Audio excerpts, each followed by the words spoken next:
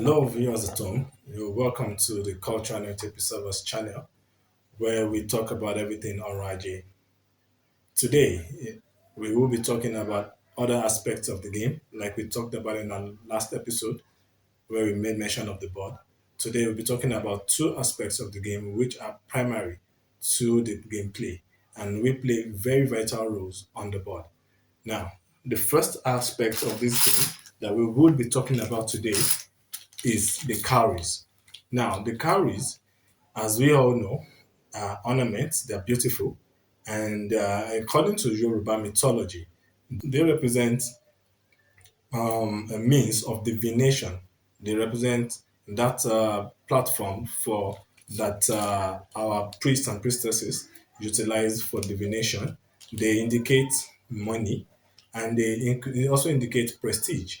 So, but for the sake of this board game, the RIJ carries is relying on the binary nature of the carries, which is the on and the off, has been proposed and presented by the Professor Alonge of the University of Ibadan around the 1989-1991 period. Sorry for not being able to give you the exact period that research was conducted and that paper came out, where Professor Alonge proposed that the relationship between the computer system and the carries is the same, they're sisters.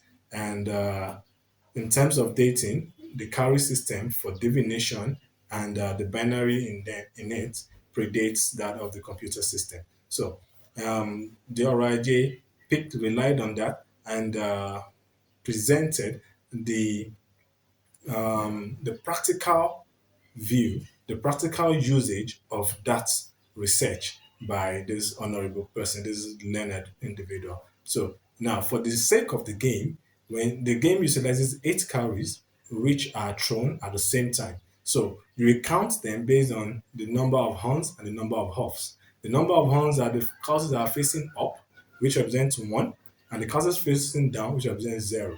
So basically, the total number of cowries facing up is counted, and the total number of cards facing down is equally counted. So the total number of cards facing up represents the total number of steps that the player will be taking on the board while playing the game. So that is where what the carries are used for. Then the second aspect that we'll be talking about today is the value system, which is this the money where every country in the 21st century utilizes a currency. We are in Nigeria, we have naira. In the United States, we have dollar. In Ghana, we have cedis, and so on and so forth. So, for the sake of this game, we have okay.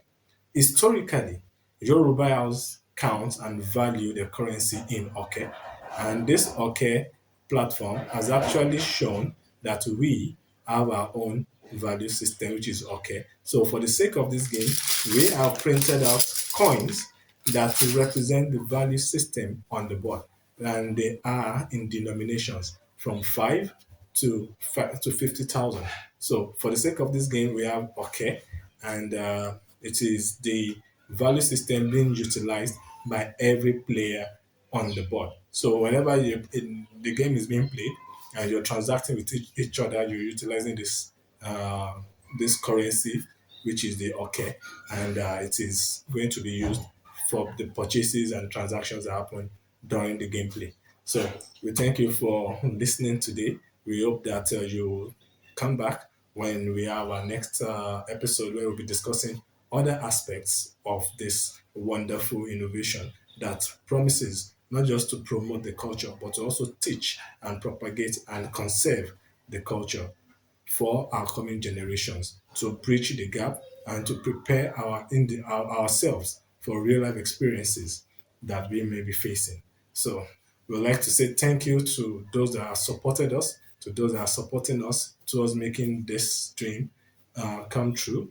The Nigerian Tourism Development Agency Authority, the Yoruba Council Worldwide, and we would like to say a big thank you to Mutual Benefit Assurance Company for their support from time past for way back. We look forward to having you on the next episode. Thank you and do have a great time. Goodbye.